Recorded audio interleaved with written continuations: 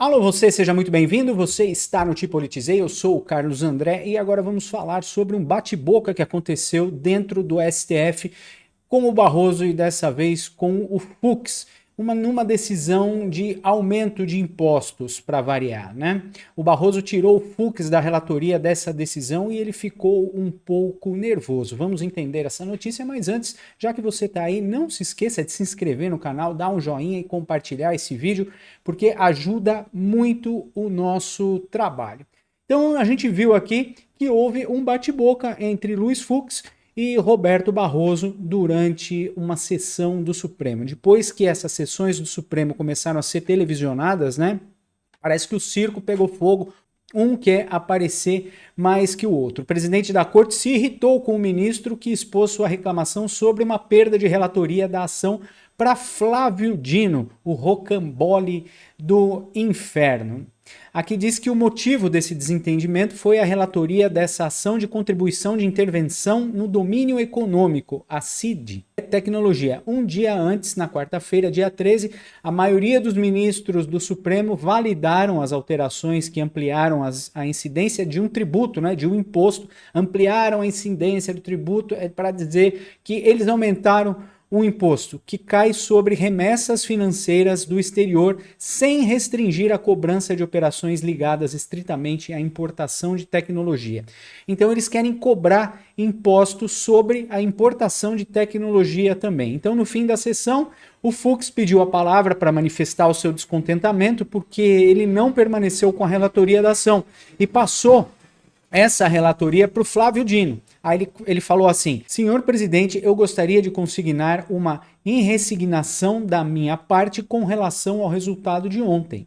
Fux explicou que ficou vencido pela maioria em apenas uma parte pequena da análise do recurso em questão e nunca havia lutado por relatoria, mas ele acreditava que a decisão do Barroso de tirá-lo da relatoria sobre a CID tecnologia foi completamente dissonante da tradição da corte. Então ele quis dizer que não tinha nada que tirar o Fux da relatoria só porque ele era contra o aumento de imposto de importação de tecnologia. Aí ele ficou nervoso, mas o Barroso disse que já que ele era um voto vencido, não tinha por que ficar com a relatoria do caso se todos os ministros já tinham votado pelo aumento desse imposto. Então o bate-boca ficou dessa maneira aqui. Eu ofereci a Vossa Excelência permanecer como relator.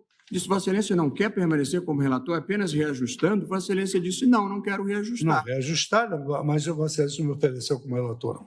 Vossa Excelência passou direto à relatoria. Absolutamente. Pode resgatar a sessão, e eu disse, porque tenho a maior consideração por Vossa Excelência, e Vossa Excelência não está sendo fiel aos fatos. Eu disse, Vossa Excelência não quer reajustar para permanecer como relator? E Vossa Excelência disse, não, porque isso seria uma desconsideração com quem me acompanhou. Exato. Aí isso, então o redator para o acordo fica o ministro Flávio Dino. Bom, portanto, Vossa Excelência está criando uma situação que não existiu. Desculpe. Já aconteceu comigo, no caso de insignificância, eu fiquei vencido numa parte, eu disse, então tá, eu reajusto para perder a relatoria. Mas todos nós reconhecemos a qualidade do seu voto. Não, eu só queria consignar, ministro Gilmar, porque eu não queria deixar passar isso. Está encerrada a sessão. Bom. Aí, pelo que vocês viram, né, o Boquinha de veludo ficou nervosinha e fechou o laptop. Está encerrada a sessão.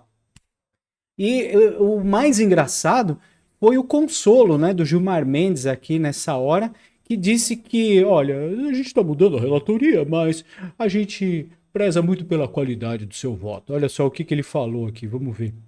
Mas todos nós perder a relatoria. Mas todos nós reconhecemos a qualidade do seu voto.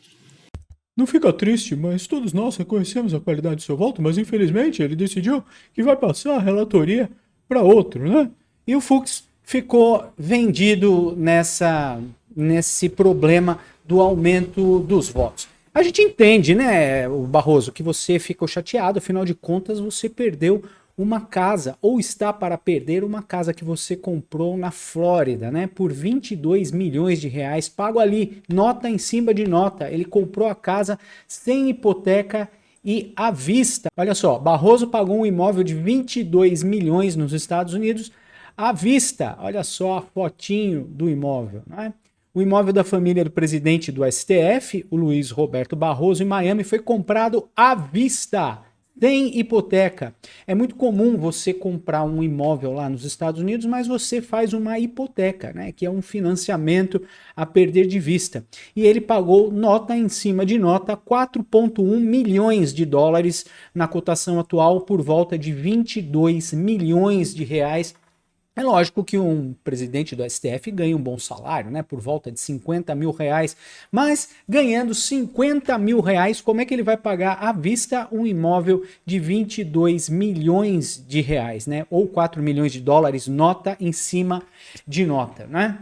Então a gente sabe também que vários ministros do STF possuem negócios com escritórios de advocacia. Isso é um absurdo que aconteça. Um ministro do STF não poderia nunca ter um escritório de advocacia para atender empresários em processos que correm dentro do STF. É lógico que o empresário vai pagar uma grana e o cara vai, vamos dizer assim, passar o processo na frente, né? Isso para mim é venda de processo ou compra de processo de acordo com a perspectiva, né?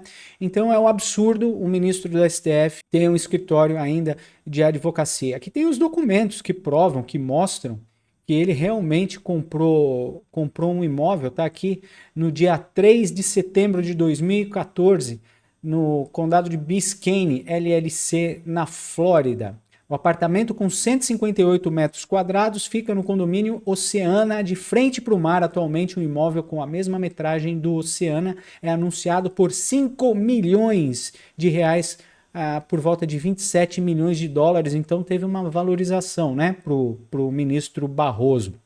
E quem usava esse apartamento era o Bernardo Van Brussel Barroso, que é o filhinho do Barroso, que também perdeu o seu visto e não vai poder ficar nos Estados Unidos.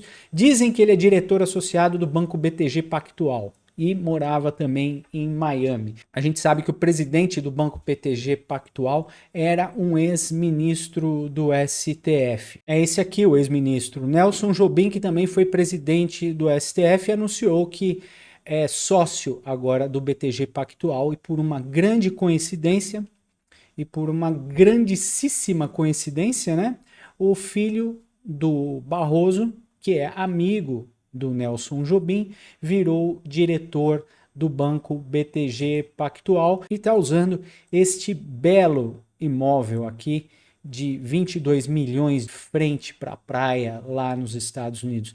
O Barroso que não vai mais poder rever esse imóvel. Na verdade, ele tem meios legais de poder vender esse imóvel remotamente, né? Ele faz uma procuração para alguém lá nos Estados Unidos vender esse imóvel, mas o valor dele, por causa disso, vai cair muito, porque está relacionado a um ministro do STF sancionado por americanos. Por enquanto, a sanção é somente de visto, mas logo logo o Barroso vai cair também na lei Magnitsky, não se engane, né?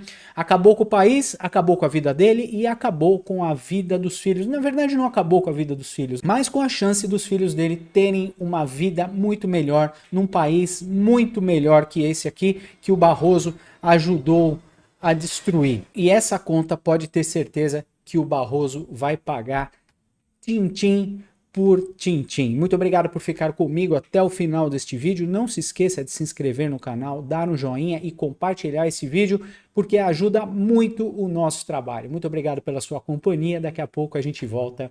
Tchau, tchau.